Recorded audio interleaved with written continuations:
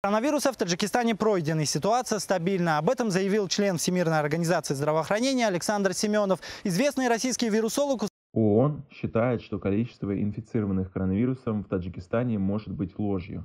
Досмотрите это видео до конца, и вы узнаете, как на это реагирует правительство Таджикистана.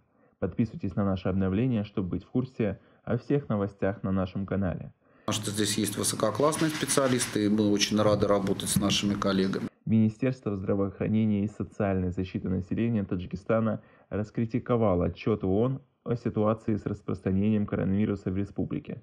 В документе ООН говорится, что снижение числа инфицированных коронавирусом в Таджикистане может быть связано с отсутствием возможностей для тестирования в стране.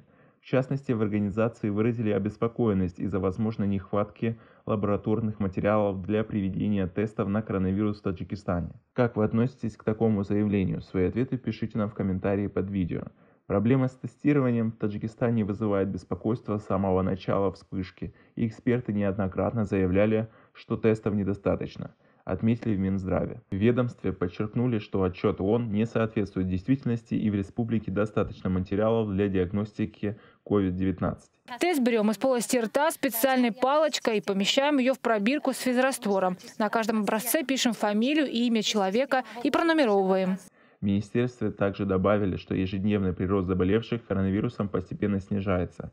Согласно официальным данным, если месяц назад в Таджикистане каждый день выявляли 50 инфицированных, то теперь власти заявили, что сегодня показатель колеблется в количестве от 30 до 40. Тест-система российского производства дает результат за 6 часов, а китайская за 3 часа. Но бывает, что один из них дает ложный результат. Тогда мы проверяем повторно с помощью аналога. Оказалось, что почти в каждой второй маршрутке нарушаются санитарно-эпидемиологические правила, а именно не соблюдается масочный режим. В тесной и зачастую забитой людьми маршрутке пассажиры едут без мер предосторожности.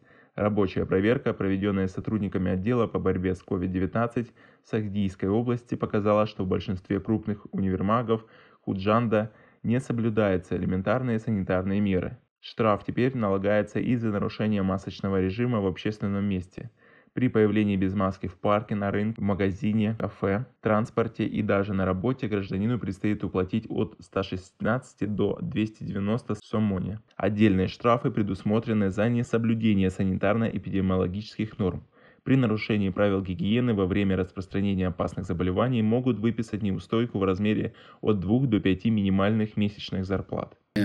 Хотим повысить уровень тестирования, сделать более доступным его для населения Таджикистана. На этом у нас все. Оцените наше видео подпиской и лайком. Также выражайте свое мнение в комментариях под этим видео. До скорой встречи. Спасибо большое за просмотр.